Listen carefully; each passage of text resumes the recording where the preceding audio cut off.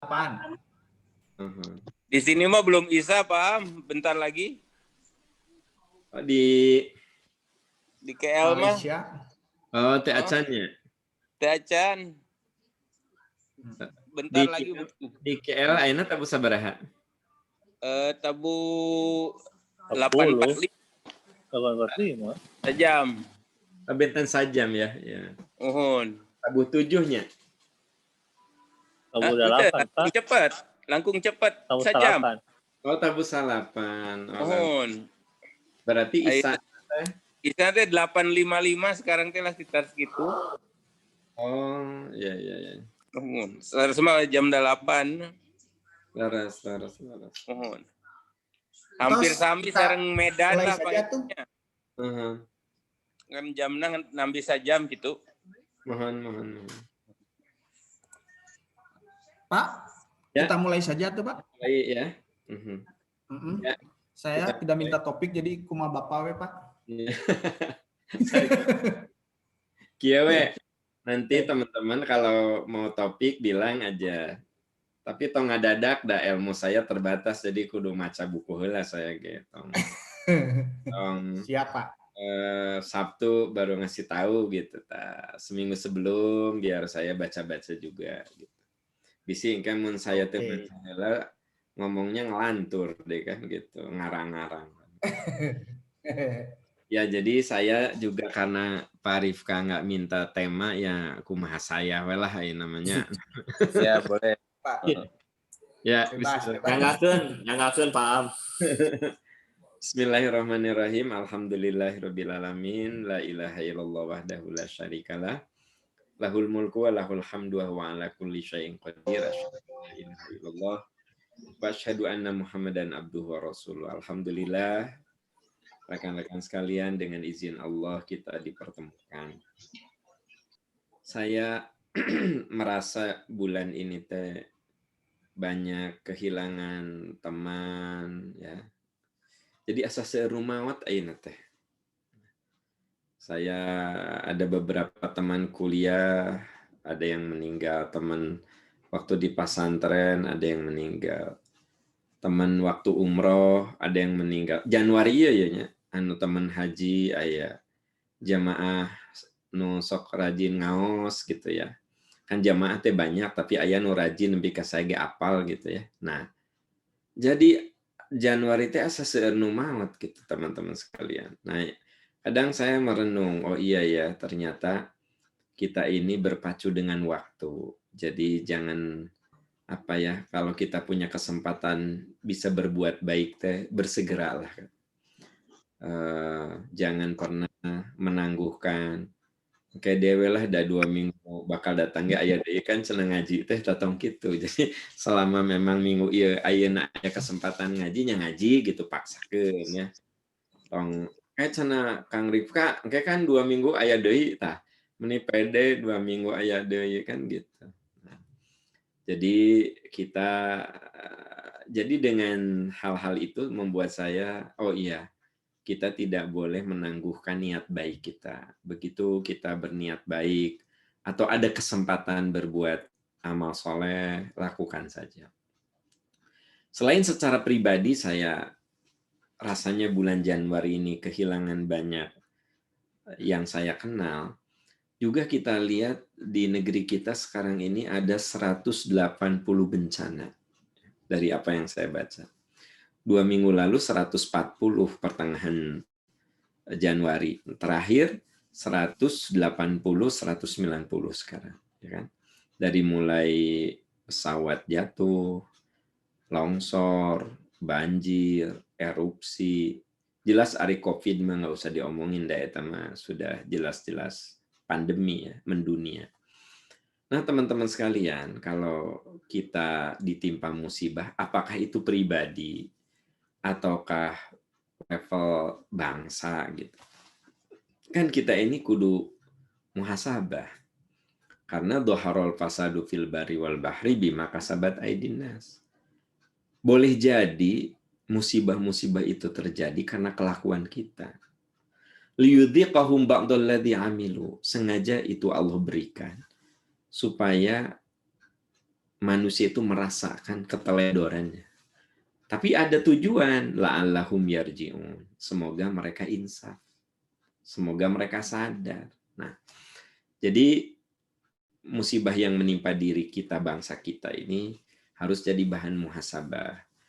Ya kalau itu merupakan ujian Allah, alhamdulillah, berarti itu akan membuat kita makin dekat dengan Allah. Tapi yang saya khawatirkan itu, kalau lihat dalam surat Al-A'raf ayat 97, ayat 96, di situ dikatakan, walau anna ahlal qura amanu wattaqau lafatahna alaihim barakati minas sama'i wal ardh. Sekiranya penduduk satu bangsa beriman dan bertakwa, kami buka pintu keberkahan. Walakin kadzabu, tapi kalau mereka itu penduduk bangsa banyak yang tidak berterima kasih, fa'akhadnahum bima kanu yaksibun. Maka kami akan turunkan bencana-bencana dari apa yang mereka lakukan itu. Nah, jadi kan kita tidak tahu ini yang mana gitu. Nah, maka di kondisi seperti sekarang ini kita butuh imunitas fisik dan imunitas keimanan. Kalau imunitas fisik makan Pak Dokter yang harus bicara ya. Di sini ada beberapa dokter ya, Pak Dokter yang akan mengarahkan gimana kita punya imunitas fisik. Nah, hari ini saya akan bahas bagaimana kita menjaga dan meningkatkan imunitas keimanan kita. Jadi di tengah berbagai terpaan itu harusnya membuat kita makin dekat dengan Allah. Membuat makin mendekatkan diri kepada Allahnya makin rajin, makin tekun begitu. Ada beberapa catatan yang boleh jadi ini bahan ya diskusi kita ya. Bagaimana kita meningkatkan imunitas keimanan kita. Kenapa? Karena ya di tengah kondisi gonjang-ganjing musibah yang bertubi-tubi, kadang iman tuh bisa turun juga. Seperti halnya ketika kita menghadapi serangan virus, ya boleh jadi imunitas fisik kita juga mengalami penurunan. Ketika tingkat stres kita meningkat, kemudian banyak faktor lah yang membuat imunitas kesehatan kita menurun. Nah, begitu juga imunitas keimanan. Sahabat-sahabat sekalian, kalau kita buka Al-Baqarah 257, nah, Allahu waliyul ladzina amanu yukhrijuhum minadh-dhulumati ilan nur walladzina kafaru awliya'uhumut taghut yukhrijunahum minan nuri iladh dhulumat ulaika ashabun nari hum fiha khalidun. Ini landasan pembahasan kita. Allah pelindung orang-orang beriman. Jadi sahabat-sahabat sekalian, kalau kita imannya bagus, Allah tuh melindungi kita. Nah, bentuk perlindungannya apa? Bukan berarti kita ini pasti bebas dari bencana, tidak. Boleh jadi kita berada di daerah bencana. Tapi bencana itu membuat kita makin dekat dengan Allah. Yukhrijuhum minadh-dhulumati ilan nur. Allah bebaskan orang beriman itu dari kegelapan, dari kesesatan, dari maksiat, ila nur kepada cahaya, kepada keimanan. Jadi ciri khas kalau Allah melindungi kita, kita akan terjaga dari kesesatan, dari kegelapan. Walladzina kafaru awliya'uhumut taghut. Sementara orang kufur, pelindungnya adalah syaitan. Yukhrijunahum minan nur ila dhulumat. Mereka mengeluarkan pengikutnya yang dilindunginya dari cahaya kepada kegelapan. Jadi kalau terjadi musibah, teman-teman sekalian, membuat kita dekat dengan Allah, nah semoga ini cara Allah melindungi kita. Jadi musibah itu membuat kita semakin sadar dan dekat dengan Allah. Tapi kalau kemudian musibah itu membuat kita jauh dengan Allah, yukhrijunahum minan nuri ila dhulumat. Setan akan mengeluarkan manusia dari cahaya kepada kegelapan. Jadi ada dua pelindung manusia. Kalau kita dilindungi Allah, insya Allah apapun yang menimpa diri kita membuat kita semakin dekat dengannya. Tapi kalau yang menjadi pelindung kita itu setan, membuat kita ini jadi jauh dari cahaya keimanan. malah kita menuju kepada kegelapan. Nah, sebelum lebih jauh, ini dasar bahwa kenapa kita kudu menjaga imunitas keimanan supaya Allah melindungi kita. Kalau Allah sudah melindungi, insya Allah kita tidak akan terjerembab dalam kegelapan, dalam kesesatan, dalam maksiat, tapi kita akan berpegang teguh kepada nilai-nilai kebenaran. Karakter iman. Saudara-saudara sekalian, iman itu punya sifat, ya, punya karakter. Pertama, iman itu membutuhkan perawatan. Jadi iman itu butuh perawatan. Seperti tanaman, ya. Seperti tubuh kita, seperti mobil kita, kendaraan kita, rumah kita. Iman juga butuh perawatan. Coba lihat dalam surat Ibrahim 24-25. Alam taro, tidakkah kamu perhatikan? Kaifa doroballahu masalan kalimatan thayyibatan. Bagaimana Allah membuat umpama. Nah, teman-teman sekalian, di sini kalimah thayyibah. Kalimah thayyibah itu artinya keimanan. Kasyajarotin thayyibatin, seperti pohon yang bagus. Tidakkah kamu perhatikan Allah buat perumpamaan? Keimanan itu seperti pohon, seperti tanaman yang bagus. Asluha tsabitun, akarnya menghunjam ke bumi, wa far'uha fis sama. Daun, ranting itu memberikan keteduhan, menjulang ke langit, memberikan keteduhan. Tu'ti ukullaha kullahin bi ibni rubiha. Bukan hanya rindang, tapi juga dia memberikan buah setiap musim dengan izinnya. Wa yadribullahu al-amthala lin-nasi la'allahum yatadzakkarun. Allah membuat perumpamaan bagi manusia, semoga mereka berpikir, semoga mereka ingat dengan peringatan itu. Nah, saudara-saudaraku tercinta, sadarilah bahwa iman itu butuh perawatan. Hari ini kita sedang merawat iman kita. Seperti halnya kalau kita punya tanaman, kita perlu siram, kita perlu pupuk, kita perlu kendalikan hamanya kita kendalikan, kita pupuk dengan tepat, kita siram dengan tepat. Nah, iman itu butuh perawatan. Makanya tidak sedikit orang yang imannya tadinya bagus, kemudian mengalami degradasi sampai pada titik nadir, ya, terendah, titik terendah. Nah, ini yang pertama. Yang kedua, sahabat-sahabat sekalian, karakter iman, ya. Yang kedua, iman itu ternyata mengalami pasang surut. Jadi naik turun.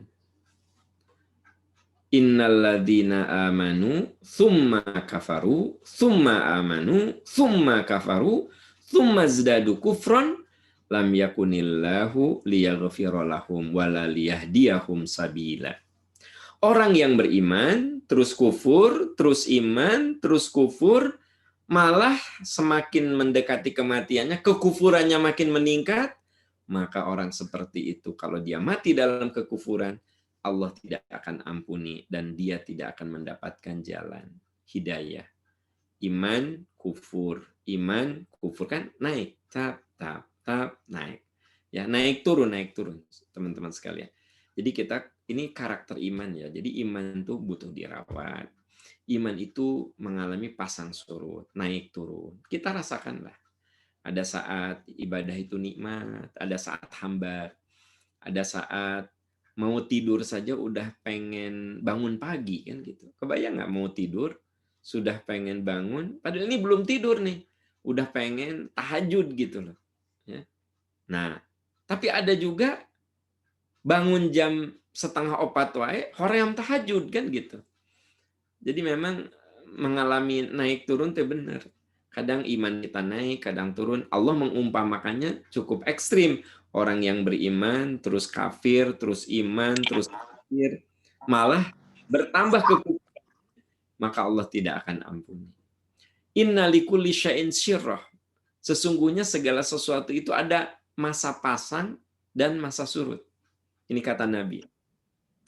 Ketika dalam kondisi surut, kemudian mampu menjaga keseimbangan amaliyahnya, maka dia kembali pasang. Jadi teman-teman sekalian, kata Nabi, segala sesuatu itu ada pasang surut.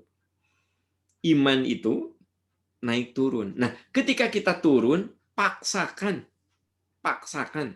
ya untuk meningkatkan amalia. Mirip seperti orang sakit, malas makan, paksakan makan gitu. Walaupun terasa pahit, dipaksakan makan bubur, padahal hoream makan teh. Nah, jadi ketika kita sakit, ada saat memang makan itu menjadi tidak enak, tapi orang kudu makan, dipaksakan. Nah, ini yang namanya iman itu mengalami pasang surut. Ya. Kemudian yang ketiga, saudara-saudara, ternyata iman itu bisa mengalami kerusakan, kehancuran. Ya ayuhan nas, lihat di surat Fatir ayat 5, teman-teman sekalian. Ya ayuhan nas, inna wa'dallahi haqqun, fala taghurrannakumul hayatud dunya, wala yaghurrannakum billahil ghurur. Hai manusia, janji Allah itu benar. Jadi kita kudu yakin dengan janji Allah. Fala taghurrannakumul hayatud dunya. Jangan sekali-kali ya, kehidupan dunia itu melalaikan kamu. Karena kehidupan yang melalaikan itu bisa merusak keimanan. Wa la yaghurrannakum billahil ghurur. Dan jangan sampai setan yang seringkali melalaikan itu benar-benar menjerumuskan. Itu karakter yang ketiga. Jadi pertama iman seperti tanaman, dia perawatan. Yang kedua iman itu mengalami fluktuasi, naik turun, pasang surut. Yang ketiga iman itu bisa mengalami kerusakan. Nah, ini 3 sifat keimanan. Berarti kita kudu waspada bagaimana iman kita ini tetap dirawat. Kemudian ketika surut kita berjuang untuk dipaksakan naik, seperti yang saya tadi contohkan, ketika kita sakit, malas makan, kita kudu makan untuk meningkatkan daya tahan tubuh kita. Nah, ketika iman kita turun, paksakan ibadah, ya. Kemudian kita waspada, ternyata ada orang yang keimanannya sampai luluh lantah. Nah, sekarang kalau kita merawat dengan baik iman itu, kemudian kita mewaspadai apa saja yang akan merusak, kemudian kita berjuang selalu meningkatkan iman kita ketika mengalami surut, ketika mengalami lemah. Nah, apa yang akan kita rasakan? Ini saya menemukan beberapa ayat Quran tentang buah keimanan. Pertama, sahabat-sahabat sekalian, iman itu ternyata sumber ketenangan. Walladzi anzalas sakinah.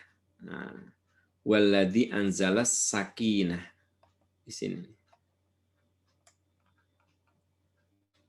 Allah yang menurunkan ketenangan pada hati orang yang beriman. Jadi sumber ketenangan itu bukan orang. Sumber ketenangan itu bukan suami, bukan istri, bukan anak. Allah yang memberikan ketenangan pada orang yang beriman. Liyazdadu imanam ma'a imanihim. Begitu ketenangan itu didapatkan, maka iman mereka semakin bertambah, semakin bertambah. Sebenarnya ayat sampai di situ. Yang berikutnya itu penjelasan. Walillahi junudus samawati wal ard. Dan milik Allah lah tentara langit dan bumi. Jadi kalau orang itu diberi ketenangan, seolah-olah Allah menurunkan tentara langit dan bumi ke dalam jiwa kita. Wa kanallahu aliman hakima. Dan Allah Maha tahu dan Maha bijaksana. Siapa orang-orang yang berhak untuk mendapatkan ketenangan itu? Liyudkhilal mu'minina wal mu'minati jannatin tajri min tahtihal anhar. Bukan hanya ketenangan, tapi Allah masukkan mukminin dan mukminat ke dalam surga yang kekal di dalamnya. Fiha wa yukaffiru ankum sayyi'atihim. Dan dengan ketenangan yang Allah berikan itu, Allah akan hapus kesalahannya.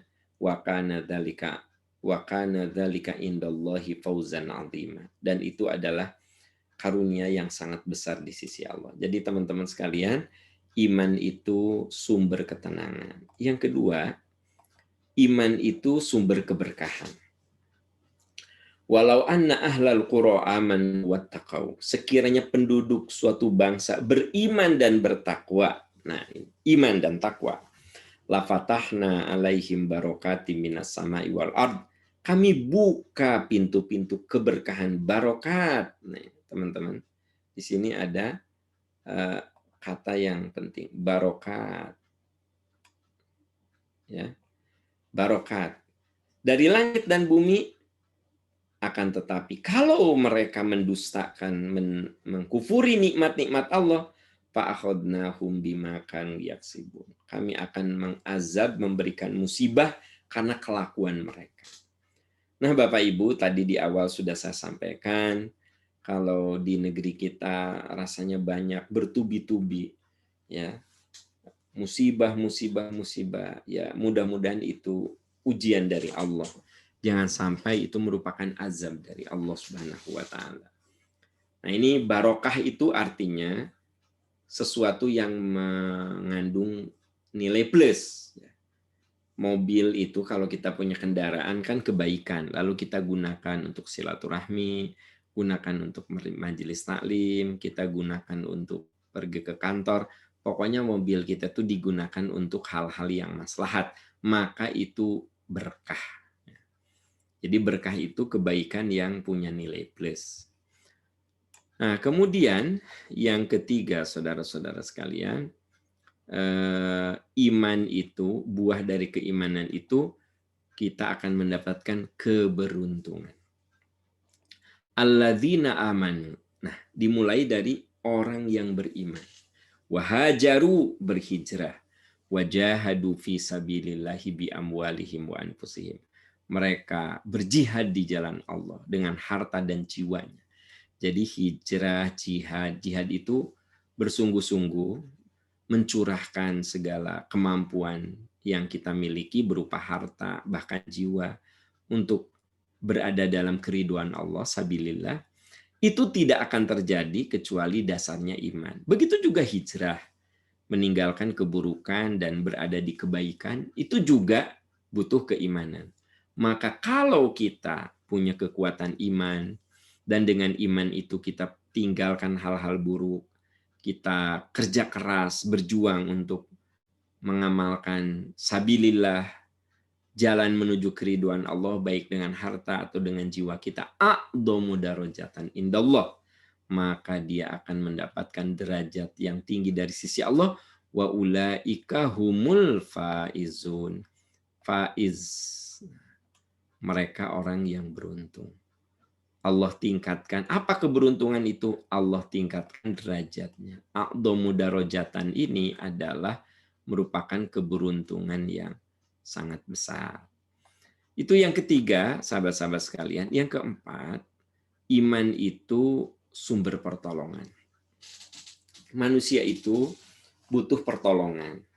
Kapanpun manusia itu butuh pertolongan. Itulah sebabnya mengapa saat kita sholat, selain kita minta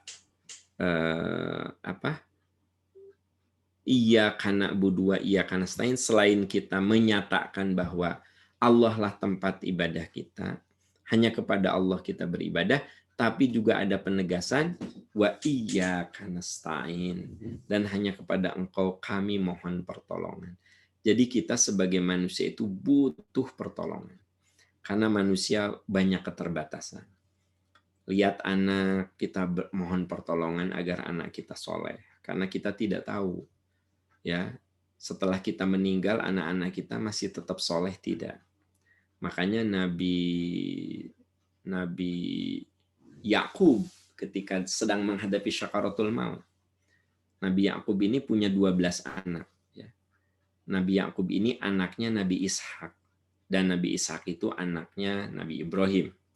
Jadi Nabi Ibrahim punya 2 istri. Dari istri yang pertama punya anak namanya Ishak. Ishak punya anak namanya Yakub.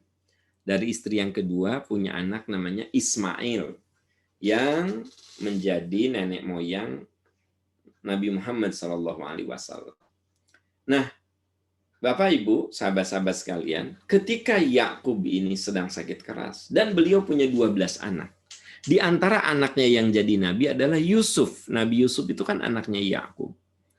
Disitulah Nabi Yakub merasa khawatir. Ini kalau saya meninggal, anak-anak ini gimana nih? Makanya dia kumpulkan anak-anaknya. Lalu kata Yakub, wahai anak-anakku, sekiranya aku mati, tanda-tanda kematian udah dekat. Siapa Tuhan yang akan kamu sembah? Kata anak-anaknya, Tuhan yang kami sembah adalah Tuhanmu. Tuhannya Ishak dan Ibrahim. Maksudnya Allah Subhanahu wa Ta'ala. Maka Nabi Yakub mengatakan, kalau begitu aku tenang, karena kamu akan ditolong Allah. Gitu, teman-teman sekalian. Jadi Yakub mengatakan, kalau begitu aku tenang, karena kamu akan ditolong Allah. Jadi ternyata kalau anak-anak kita ingin ditolong, ingin dilindungi, ya bekal keimanan itu yang kita titipkan. Bahkan ketika kita nanti saat syakaratul maut, kalau memang masih kita berpesanlah agar mereka berpegang teguh kepada keimanan seperti Nabi Yakub mengatakan, anak-anakku, sebentar lagi rasanya aku akan mati. Kalau aku mati, Tuhan mana yang akan kamu sembah? Mereka memastikan Tuhan yang engkau sembah, Tuhan yang disembah oleh Ismail, oleh Ishak dan Ibrahim. Maka kata Nabi Yakub, aku tenang karena kamu akan ditolong Allah. Ya ayyuhalladzina amanu. Orang yang beriman, intan surullah yang surkum wa yuthabit aqdamakum. Bila kamu menolong agama Allah, kamu berusaha mengamalkan ajaran Allah, maka Allah akan meneguhkan keyakinanmu dan Allah akan menolong kamu. Ini yang yang keempat. Yang kelima, buah iman itu akan memberikan rasa aman. Alladzina amanu walam yalbasu imanahum bidzulmin ulaika lahumul amnu wa hum muhtadun. Orang-orang yang beriman dan mereka tidak mencampur adukan iman itu dengan syirik, ulaika lahumul amn. Bagi mereka itu keamanan. Bagi mereka rasa aman. Wa hum muhtadun. Dan mereka akan dibimbing dengan hidayahnya. Sahabat-sahabat sekalian, mari kita berjuang bagaimana iman kita ini selalu menyala dengan bagus, sehingga nanti Allah memberikan rasa aman pada kita. Karena buah dari keimanan diantaranya rasa aman. Yang keenam, buah dari keimanan itu kita akan dibimbing dengan hidayahnya. Jadi hidup kita ini terbimbing. Yang namanya manusia kan suka ada pengen nyoba belok kiri, belok kanan.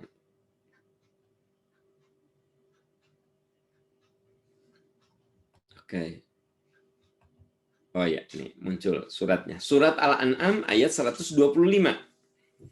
Famay yuridillahu ayyahdiyahu yashrah sadrahu lil Islam wa may yurid ayyudillahu yaj'al sadrahu dayyqan haraja ka'annama yas'adu fis sama' kadzalika yaj'alullahu rizqa 'alal ladzina la yu'minun.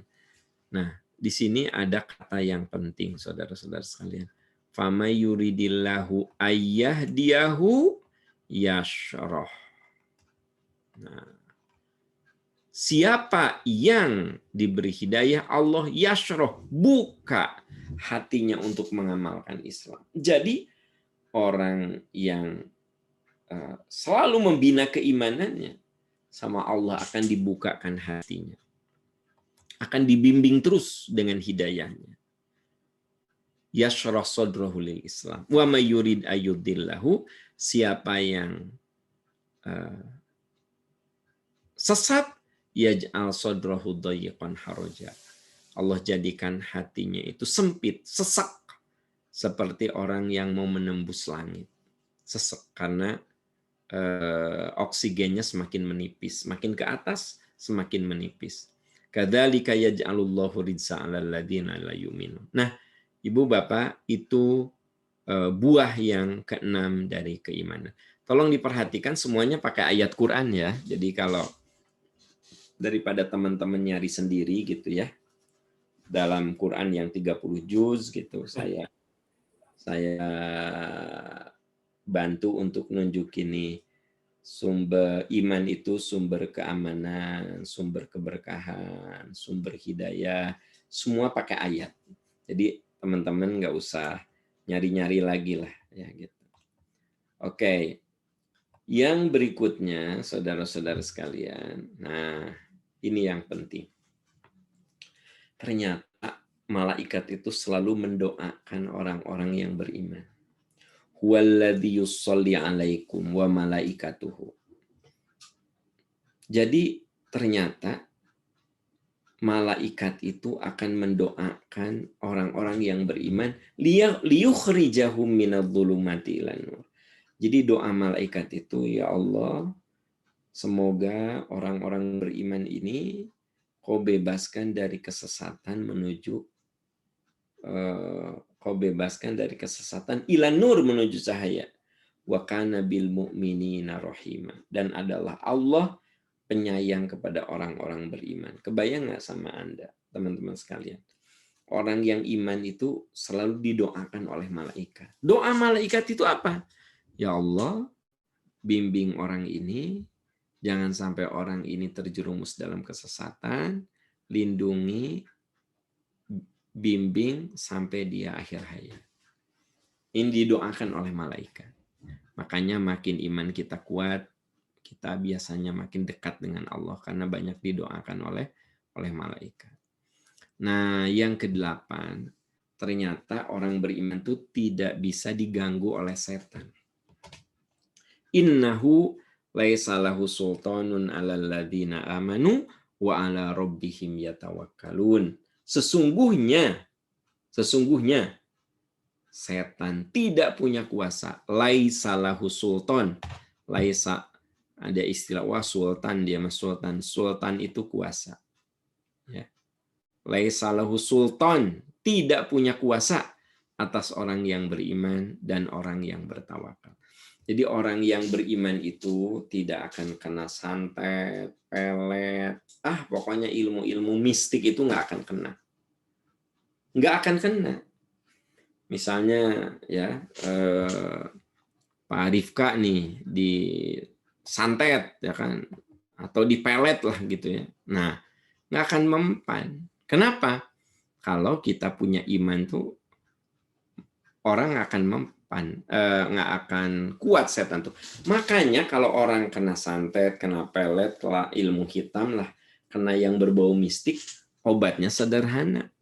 Nggak usah datang ke dukun lagi. Tingkatkan amalan soleh. Teman-teman sekalian. Jadi amalan solehnya ditingkatkan, sembuh. Ya. Dan saya sudah bertemu dengan beberapa orang dan memang benar sembuh. Ada orang yang sakit kepala luar biasa. Sakit nanti aneh, selalu jam 1 malam. Ini beliau ini dosen ya. Dosen, sudah jabatan akademiknya juga udah guru besar begitu. Jadi beliau ini sangat rasional. Jadi pastilah dia berobat secara modern.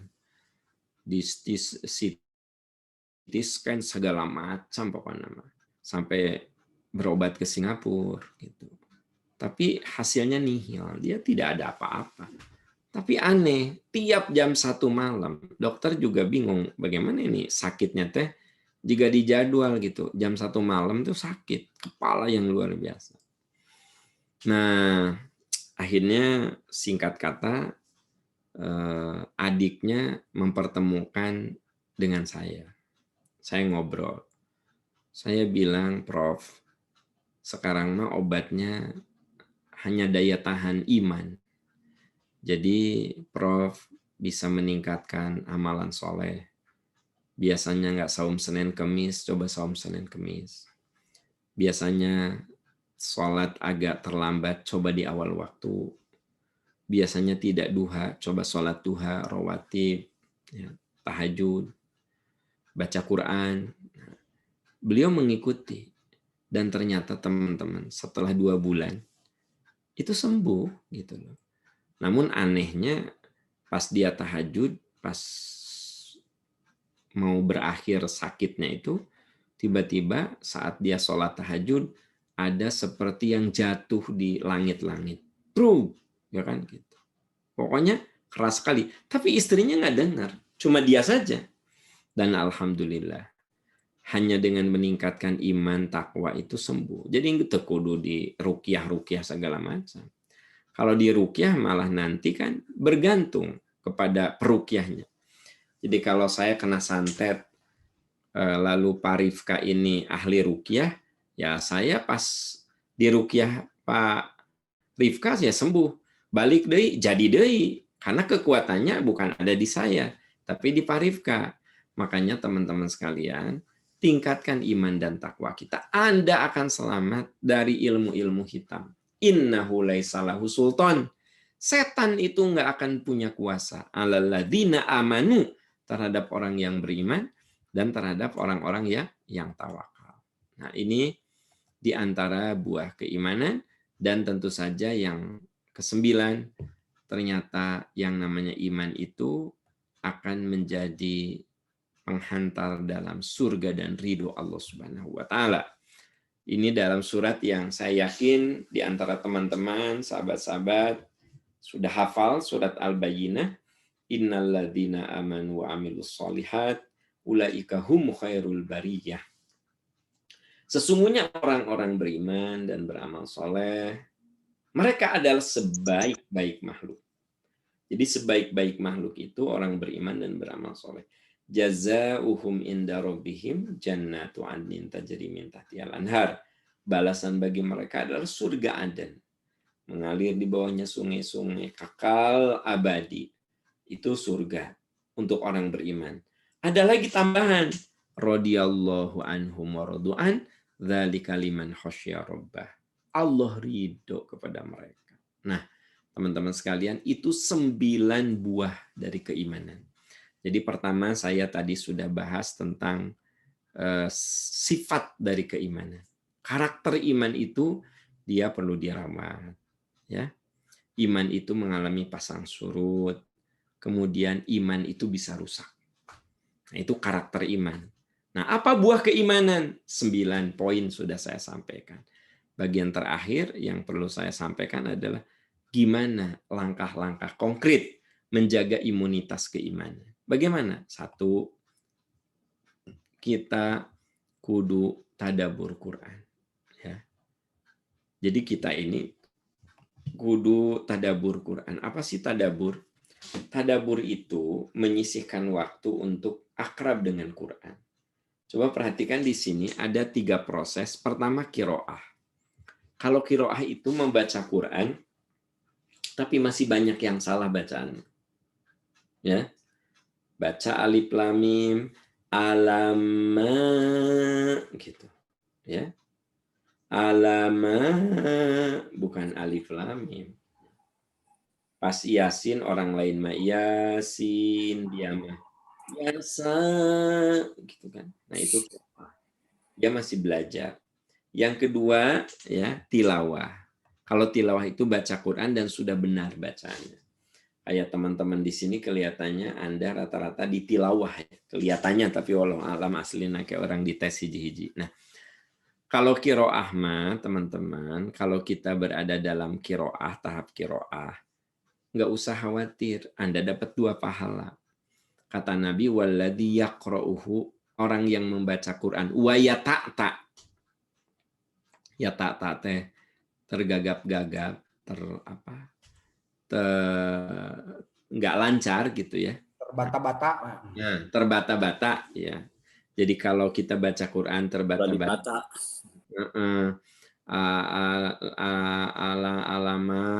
Alama dalikal kita kitabu pokoknya mah dengar nanti capek we, guruna no hebat mah sabar kan gitu. Nah, bagi Anda itu dapat 2 pahala. Walladzi yaqra'u wa yata'ta falahu ajron, baginya 2 pahala gitu. Jadi bagi teman-teman yang belum lancar ya lancarin aja. Dapat 2 pahala. Nah, yang kedua tilawah. Kalau tilawah mah baca Quran sudah bagus bacaannya. Kayak Pak Rifka kan sudah level tilawah kelihatannya. Aduh, amin. Pak Yoga, Pak Rifka, ya Pak Adam itu sudah level tilawah kelihatannya ya, walau alam asli. Nanti kita cek. Nah, berikutnya tadabur. Kalau tadabur mah lebih kepada pemaknaan. Jadi boleh jadi Anda bacaan Qur'annya belum lancar, tapi Anda berusaha membaca terjemahnya, membaca tafsirnya. Kan ada yang memang dia tidak lancar baca Quran, tapi dia pemaknaannya gitu loh. Lihat terjemahnya, lihat tafsirnya, lihat footnote-nya, apa sih maksudnya. Nah, itu namanya tadabur. Nah, teman-teman sekalian, iman itu kalau kita ingin punya kekuatan iman, imunitas keimanan, ya kita kudu mau belajar Al-Quran. Karena Al-Quran itu sumber mata air kebaikan dan kebenaran. Bagaimana mungkin iman kita akan kuat sementara kekurangan nutrisi. Nutrisinya itu dengan Al-Quran.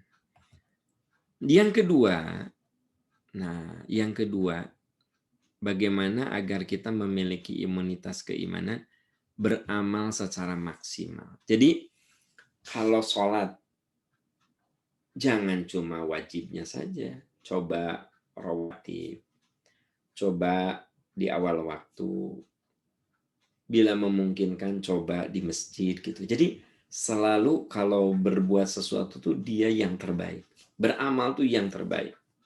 Ya. Sekarang sholat duhur. Kan bisa aja ada orang yang duhur ya hanya duhur. Tapi ada juga yang wudhu, terus syukrul wudhu, ya. Nah, terus gitu teh, angkat ke masjid, gitu. Melangkahkan kaki ke masjid. Begitu nyampe masjid, sholat tahiyatul masjid. Sudah sholat tahiyatul masjid, ya sholat qobla duhur. Ya. Setelah qobla duhur, ada ba'da duhur. Nah, jadi itu namanya amal yang maksimal. Kalau kita bicara sholat duhur aja, dari mulai syukrul wudhu, mengelangkahkan kaki ke masjid, kemudian menunggu adzan dan qamat itu sudah di masjid. Dan melaksanakan sholat rawatib. Selesai sholat wajib, kita wirid, zikir, doa, dan rawatib lagi. Kalau duhur. Ya. Karena tak semuanya sholat ada rawatib awal akhir ya. Maghrib akhirnya saja. Isya setelahnya. Subuh sebelumnya. Kalau asar nggak ada rawatib sebelum ataupun sesudahnya. Nah, ini contoh amal yang maksimal. Yang sungguh-sungguh selalu disempurnakan. Ketika sholat, dia tidak berani gitu sholat. Sah kalau saya sholat pakai kaos oblong gitu. Sah. Ya, gitu teh kaos oblong teh selalu ada iklan dari ada iklan dari perusahaan-perusahaan tertentu. Sah nggak sah, tapi ya coba yang maksimal lah. Sholatnya pakai pakaian terbaik, pakai parfum. Jadi Rasulullah itu kalau sholat beliau memakai pakaian terbaik yang dimilikinya. Nah, ini kan beramal secara maksimal. Jadi selalu yang terbaik. Begitu. Selalu yang terbaik. Ibadah yang terbaik, baju ibadah yang terbaik. Gitu. Bahkan teman-teman, kalau Anda ada rezeki bikin rumah, coba bagian dari rumah kita itu yang terbaik adalah musolanya. Musolanya. Ya. Bagi orang-orang yang berada kan, kadang mereka punya daerah favorit. Yang senang masak, ibu-ibu teh biasanya bagian dapur itu yang paling top. Wah, dapurnya teh lengkap. Ya. Nah, bagi yang suka nge-gym, nah kalau bikin rumah, pasti di rumahnya ada tempat nge-gym. Ya, gitu. Nah, kalau ilmuwan ya kan gitu. Maka di bagian rumah terbaik itu adalah perpustakaannya, ruang kerjanya gitu. Nah, teman-teman sekalian, yuk kalau ada rezeki bikin rumah, coba bagian terbaik dari rumah kita itu tempat ibadahnya.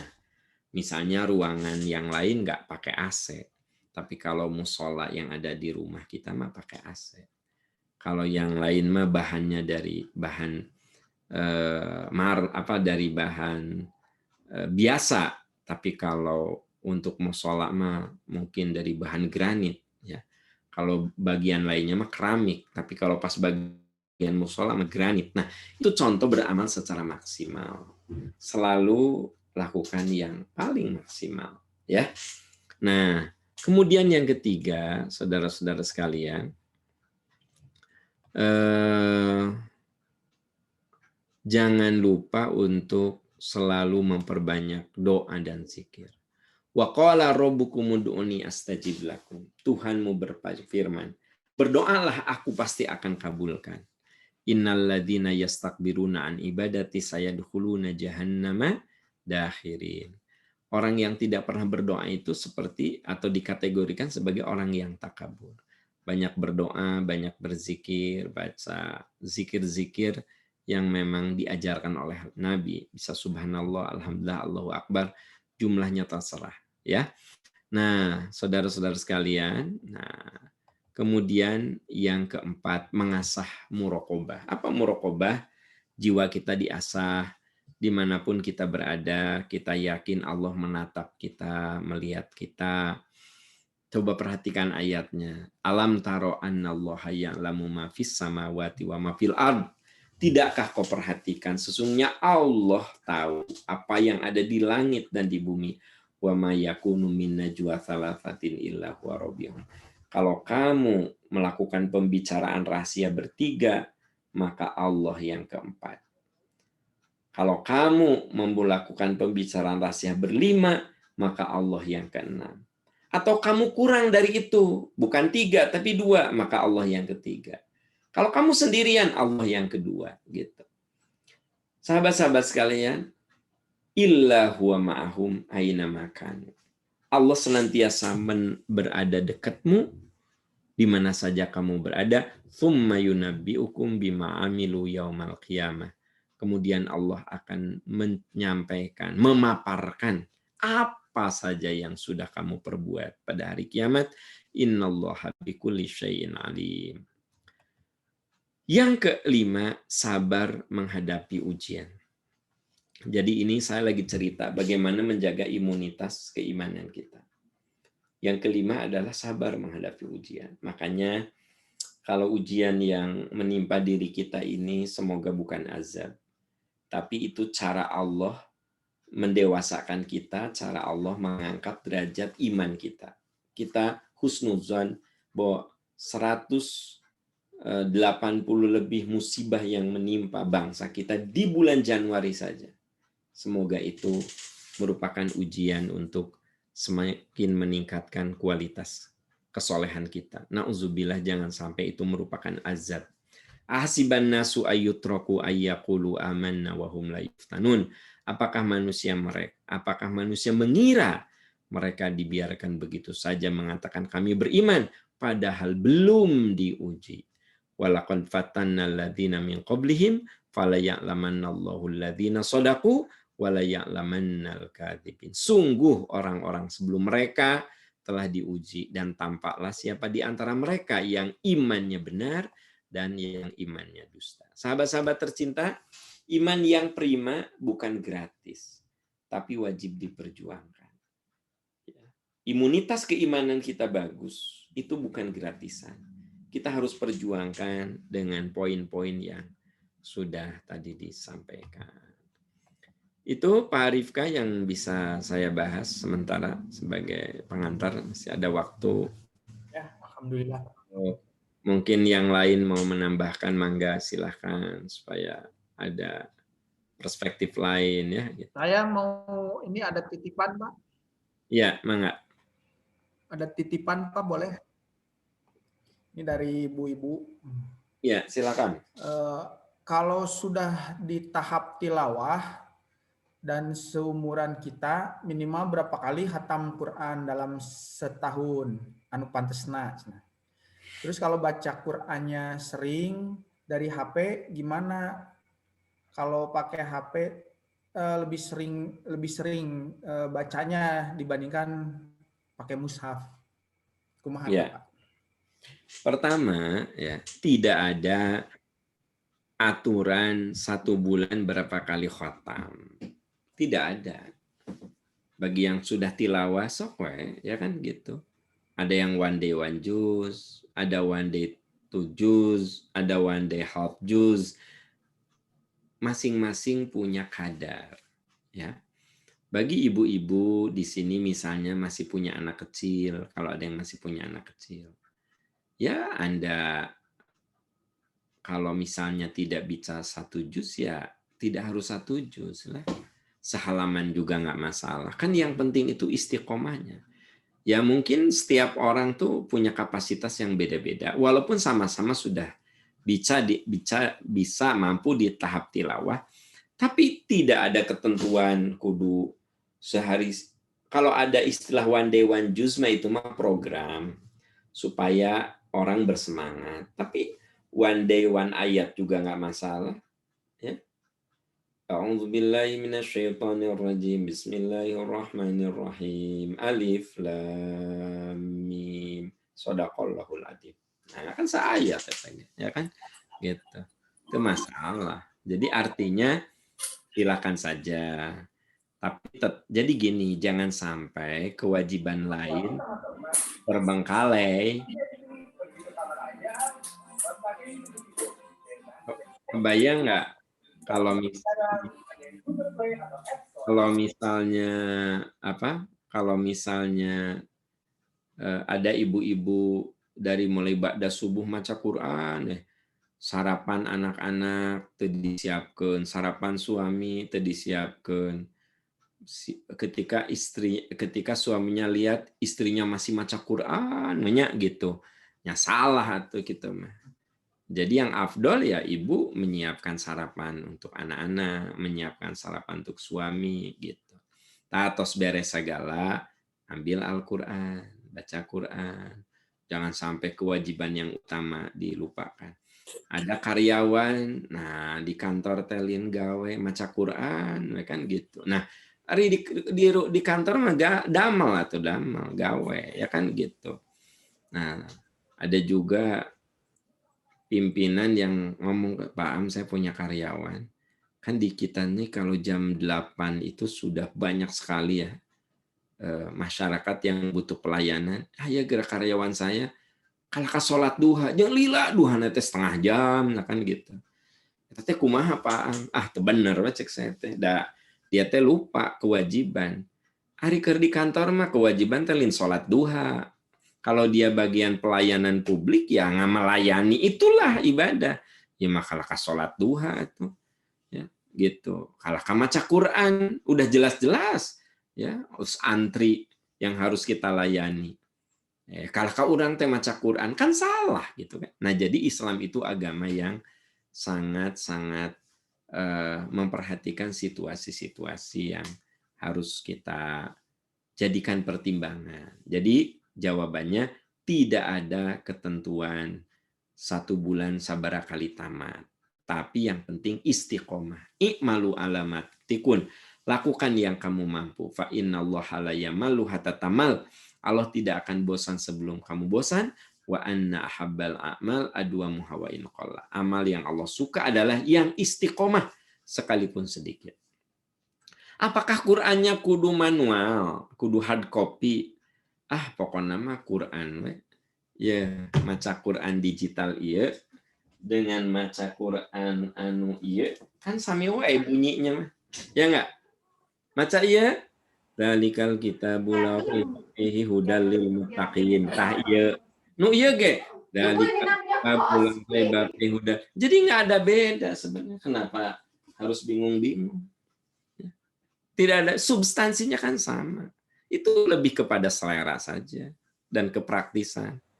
Ya, bagi generasi milenial itu mungkin lebih sering baca Quran lewat HP gitu. Tapi bagi ibu saya ya tentu saja yang manual itu.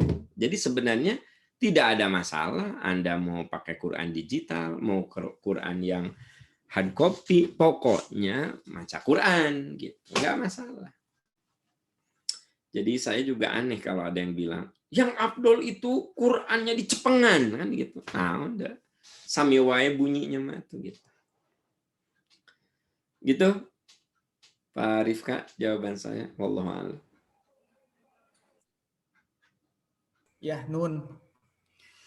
Mangga teman-teman bisa ada yang mau menambahkan atau barangkali ada yang mau ditanya. Teman-teman mah kaget Pak Rifka nyangkanya itu background, virtual background. Pasti Malik, beneran kan ya teh. Pengkeren Pak Am. Mungkin dari awal nyangkanya background, pas Malik beneran Lomari ya. Oh iya. Mungkin orang selama ini kan nyangkanya mungkin background. Taunya betul Lomari. Asli. Ya iya sanes Pak. Oh gitu. Pak mau nanya, Pak Rifka boleh? Mangga Pak Adam. Ya, mangga Pak Adam. Itu kan Ini tadi. sebentar, ini kita ada teman juga ini dari Swedia kalau nggak salah ya. Pak Teguh. Assalamualaikum dari Belgia. Oh, Belgia, oke. Selamat bergabung. Punten Mangga. baru sempat gabung Adam. sekarang. Mangga lanjut. Sanes Belgia, tapi kia abdi di Belgia cenah. Semua Pak. Gabung. Sugan tek nyares ku bahasa Belgia, bek kia abdi cenah me gabung. Mohon Pak Teguh. Pak Teguh di Belgia jam berapa sekarang? Tabu 247. 24. Oh iya. Siang. Siang ya. Mohon. Ya, siang. Jam. Dan genep jamnya. Ya, selamat bergabung. Mangga Pak Adam. Ya, mangga. Pak Am, tadi kan Pak Am membuka dengan masalah ini ya, kejadian musibah-musibah gitu Pak ya. Ya. Kan saya sering mendengar tuh beberapa ya ustadz ataupun apa yang mengutip bahwa ya musibah itu menandakan itu adalah azab dari Allah gitu Pak ya gitu. Nah, tapi kan tadi saya agak mendapatkan penjelasan yang lebih clear karena saya suka bertanya gitu kan. Kan tadi Pak Am menyebutkan bahwa sebetulnya musibah itu kita harus bermusahabah, muhasabah ya. Tambah. Itu datang dari diri kita sendiri dan kita harus memperbaikinya lah gitu untuk sebagai pengingat kita. Dan biasanya itu datang kalau kitanya tidak bermuhasabah dan tidak memperbaiki diri tentunya kan gitu. Ya. Nah, jadi dan kita kalau ada musibah itu bisa juga menempatkannya sebagai berkah kalau kita memang bisa menempatkan itu jadi berkah Pak ya, jadi bukan sebagai azab saja kan, gitu Pak ya. Betul. Karena saya selama ini suka mendengar tuh ya itu kalau ada banyak musibah itu tandanya itu kita mendapatkan azab gitu kan, gitu. Jadi rada sieun oge gitu. Ya. Ya gitu, ininya tidak utuh gitu penjelasan. Kalau begini saya agak bisa paham bahwa sebetulnya apapun yang terjadi gitu, mau musibah, mau ini berkah, mau apapun sebetulnya kan tergantung sikap kita gitu Pak ya, gitu. Betul, Apa betul, gitu? Ya itu aja Pak yang saya tanyakan tuh karena selama ini agak suka berkontradiksi kalau dengar penjelasan separuh-separuh gitu Pak. Mumpung ada Pak Am di sini. Ya, jadi teman-teman sekalian, Pak Adam ya. Jadi gini, apapun yang menimpa diri kita, apakah itu azab atau berkah, balik nanti ke kita. Contoh, orang diberi sakit. Ayeuna sakitnya kita nerima, nampi, sabar. Kan pelebur dosa. Apanya yang azab gitu loh. Ya enggak? Nah, tapi ada orang yang sakit, dengan sakitnya itu malah menjadi jauh dengan Allah, nyalahkan Allah, ya, memaki-maki takdir gitu. Nah, itu kan ujungnya itu jadi azab untuk dia gitu loh. Nah, sekarang yang terjadi di negeri kita, boleh jadi Allah tuh sayang sama kita. Diberilah berbagai ujian bertubi-tubi supaya kita menjadi matang, menjadi dewasa, dan kita banyak istighfar, banyak tobat, banyak memperbaiki diri. Jadi kita berpikirnya jangan selalu negatif bahwa eta teh azab, bukan. Kalau saya melihatnya ya bisa jadi berkah, bisa jadi azab. Nu pentingnya karena kita memperbaiki diri gitu. Tapi kalau memvonis ieu teh azab, saya kurang sependapat juga kalau divonis gitu ya. Iya, Gitu, iya, Pak Pak. Adam. Iya, Gitu ya. Pak. Ya, makasih Pak. Itunya sama. Sami-sami Pak Adam. Ini Pak Teguh bisa badai ngasih masukan dari Belgia. Masukan mah enggak kayaknya Pak, tapi punten tadi menanggapi bukan menanggapi, melanjutkan pertanyaan malah Pak Am. Tadi betul nggak yang saya tangkap dari penjelasan Pak Am tadi bahwa sebaiknya setiap ada cobaan mungkin sebaiknya tidak pernah, jangan kita tanggapi sebagai azab.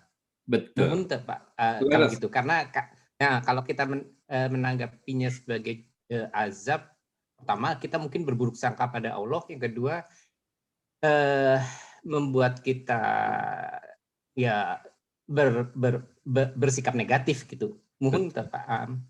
Laras Pak Teguh, jadi energi buruk kita malah keluar kalau ada musibah itu dianggap azab. Makanya di dalam surat Al-Baqarah 261 itu asa antakrahu syai'an wa huwa khairul lakum. Boleh jadi kamu tidak menyukai, itu teh baik untuk kamu. Berarti kan disuruh berpikir baik gitu. Kamu ditimpa musibah, boleh jadi itu baik untukmu. Berarti kita kudu memandang persoalan yang buruk menimpa diri kita itu dari perspektif kebaikan gitu loh. Itu. Dari situ nanti energi-energi positif keluar, husnuzon keluar, kan gitu. Dan kemudian kita menjadi tidak menyalahkan siapapun kecuali kita memperbaiki diri gitu. Dan memang teman-teman sekalian, kalau ada apa-apa teh tong sok nemlehkeun ka batur gitu. Jadi kayak gini deh, jangan jauh-jauh. Kalau kita punya anak teh kurang soleh, jangan kieu.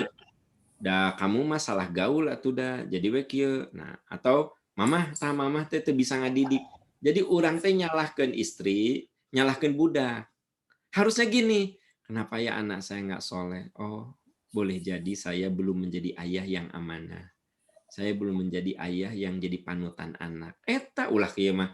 Ari mama di imah naon wae atuh da nonton drama Korea wae atuh. Jadi budak teh soleh. Jadi nyalahkeun istri, budakna ge diamek, da kamu masalah gaul atuh da. Nah, teman-teman sekalian, orang beriman itu katanya dia tidak menyalahkan orang lain, tetapi dia melakukan introspeksi dan perbaikan diri. Itu yang tadi ayatnya sudah saya sampaikan itu. Kita berintrospeksi diri liyudhiqahum ba'dalladzi amilu la'allahum yarji'un. Dengan introspeksi itu semoga kamu semakin dekat dengan Tuhan. Semoga kamu kembali kepada Tuhan, kan gitu. Wallahu a'lam bissawab gitu. Tapi kadang-kadang orang kalau udah menafsir, kalau saya ngikutin ini apa? Komen-komen di medsos teh aduh sok aneh-aneh. Kulantaran benci ke pemerintahan tah ieu cenah gara-gara dilaknat tah cenah pemerintahan teh da benci teh kan gitu. Nah, salah milih atau dijengkelkan ieu. Naon hubunganna cek saya mah eueuh hubungan. Tapi dihubung-hubungkeun sok. Ya kan? Dihubung-hubungkeun naon hubunganna sok enggak ada kan gitu. Da saha wae presidenna ku Allah diuji mah makanya gempa ayah hubungan jeung presiden, gempa jeung hubungan presiden gimana sih? Ya, COVID hubungan jeung presiden, kan nggak ada. Da iya cenah presiden iya. Jadi kalau diberi COVID, naon dihubung-hubungkeun kan itu terlalu apa ya? Kepentingan suka dan tidak suka, kepentingan kelompok itu masuk ke tafsir-tafsir yang menurut saya mah naon sih teh gitu. Tah, saudara-saudara, lihat nih. Ini diazab oleh Allah karena saudara-saudara salah pilih pemimpin. Naon gitu hubungannya. Mencampurkan urusan pribadinya, like dislike ke arah politik. Ya, jadi karena tafsir-tafsir agama kumaha. Mohon Dan nggak ada presiden yang nggak ada gempa, paham? Asa aya wae gempa mah rek presiden di zaman Soekarno ge. Iya, jadi hubung-hubung jeung presiden. Mun aya satu masa presiden mau gempa, wah saya salut pilih deui ka 3 kali lah. Nggak mau mungkin atuh.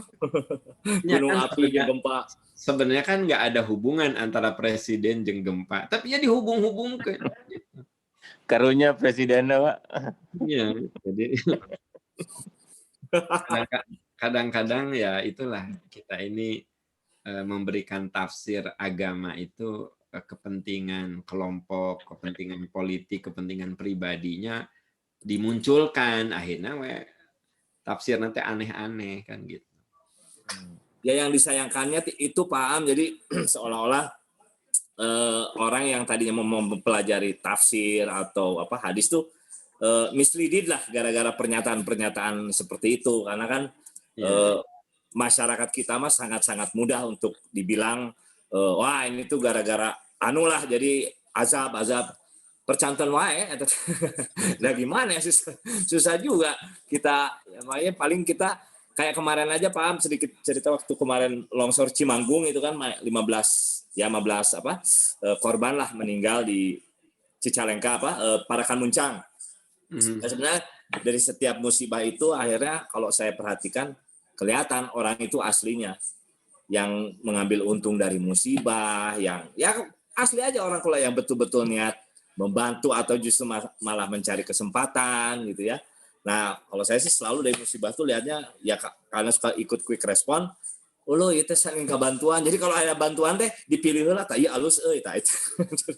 Terus ya itu masih ya mau nggak mau sih memang masih seperti itu dari zaman dari Aceh ya sampai sekarang kemarin itu masih seperti itu. Jadi dengan adanya musibah ya kita bisa lihat orang tuh aslinya seperti apa kalau saya sih. Ya.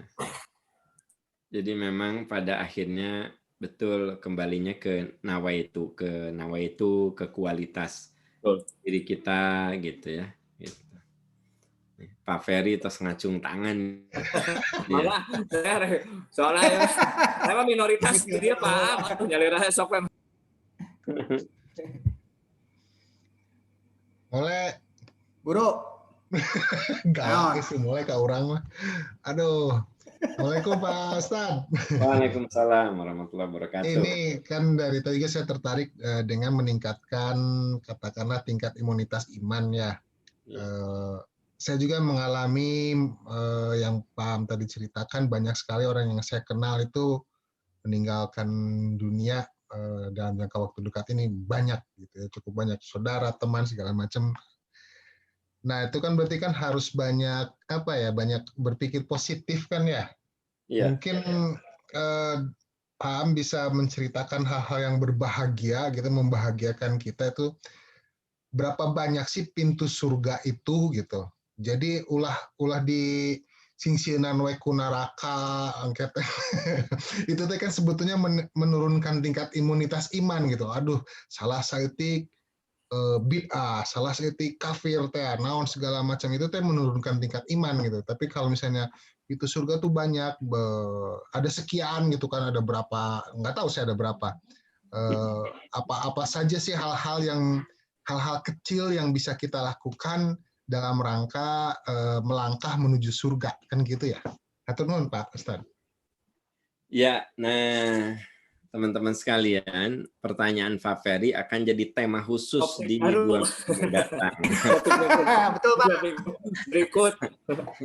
Jadi membuka pintu-pintu surga. Karena kan kalau dibahas pintu nage seueur mah dibahas dengan 5 menit kan gitu. Jadi kita akan bahas pintu-pintu. Saya setuju dengan Pak Ferry. Saya sangat setuju. Jadi gini, sebenarnya pintu surga itu begitu banyaknya gitu loh. Begitu banyaknya. Nah, tapi kita lebih sering ngabahas teh pintu neraka nu seueur teh. Sehingga pintu surga memang sempit, leutik gitu kan. Pintu neraka dia neraka, ka ditu neraka kan gitu. Nah, padahal teman-teman kalau kita baca Quran dari Al-Fatihah sampai dengan An-Nas, pembahasan surga itu lebih banyak daripada pembahasan neraka. Jadi pembahasan surga itu lebih banyak daripada pembahasan neraka. Pembahasan kebahagiaan itu lebih banyak daripada pembahasan penderitaan. Pembahasan yang memberikan motivasi untuk optimis itu jauh lebih banyak daripada ancaman. Nah ini kalau kita himpun seluruhnya. Tapi mungkin seueur resep nyingsieunan Pak Ferry. Kayak aya nu gawe teh nyingsieunan ku akhir zaman, kade ieu teh akhir zaman. Jadi favorit gitu materi akhir zaman teh sieun kabeh. Oh, sieun mun tos ngaos teh stres we. Kan gitu. Bukannya pulang ngaji teh jadi sumringah ya kan gitu. Kunaon mama? Ya ayah geuningan urang teh di akhir zaman kan gitu. Padahal hadis yang jelas-jelas sahih kata Nabi, sekiranya kamu tahu besok itu akan terjadi kiamat dan kamu mau menanam kurma, tanam saja. Coba apa artinya? Jadi kita itu kudu melihat Optimis. tapi iya mah nu disingsian jadi saudara-saudara kita ini ada di akhir zaman dan kecil kemungkinan umat Islam sampai di abad ke-15 Hijrah, sekarang 1442 Hijrah. Nanti kira-kira berapa tahun lagi ke 1500 Hijrah. Coba dihitung. Nah, itulah umur bumi kita. Wah, sieun umur bumi kita. Jika gitu juga benar padahal Quran mengatakan innallaha indahu ilmus saah. Sesungguhnya kiamat itu hanya Allah yang tahu. Kamu tidak bisa memprediksi secara definitif kan gitu. Itu Pak Ferry ya. Jadi Pak Rifka ingetin saya ya. Nah, jadi setelah ini saya langsung nih langsung cari buku di kitab-kitab yang ada di belakang saya ini, pintu-pintu surga teh naon wae ya. Jadi punten ngarepotkeun Pak Ustaz. Jadi enak hati ini. Gitu lah. Jadi justru bagus juga supaya oh iya yang diperlukan apa gitu. Pokoknya kalau teman-teman ada usul sampaikan. Kayak waktu itu pernah ada usul cara menyikapi perbedaan pendapat, ya kan gitu kita bahas. Tapi mun teu aya usulnya, saya bikin berarti kan gitu. Oke teman-teman sekalian, bisi pada mau tahajud udah jam 9 lewat 3 menit. Iya. Baik paham ya. Semua. Iya. Ya teman-teman sekalian, semoga Allah Subhanahu wa taala senantiasa memberikan kesehatan pada kita, keberkahan. Amin ya Allah. Semoga anak cucu kita menjadi anak cucu yang soleh, yang sehat, yang cerdas, yang bisa menghadapi tantangan zaman. Dan ya Allah semoga anak cucu kami menjadi jariah setelah kami berpulang. Dan ya Allah, Amin. kami kekuatan agar sisa umur yang kami miliki, kami bisa isi dengan amalan terbaik yang membuka pintu-pintu keberkahan darimu. Amin ya rabbal alamin. Teman-teman, itu saja. Subhanaka Allahumma wa bihamdika asyhadu an la ilaha illa anta astaghfiruka wa atubu ilaika. Alamin. Wassalamualaikum warahmatullahi wabarakatuh. Mangga sadayana. Waalaikumsalam. Sehat, Pak Am, sehat-sehat. Amin, amin. Mangga kasadayana. Nuhun Pak. Mangga abdi pamitnya. Nuhun Pak. Assalamualaikum buat semua. Pamitan. Assalamualaikum warahmatullahi wabarakatuh. Waalaikumsalam Warahmatullahi wabarakatuh. Pamit juga duluan. Oke, makasih. Hati-hati. Ya di record dulu ya lah. Makasih ya. Nuhun mulainya. Kumaha. Belgia kumaha? Lockdown keneh euy.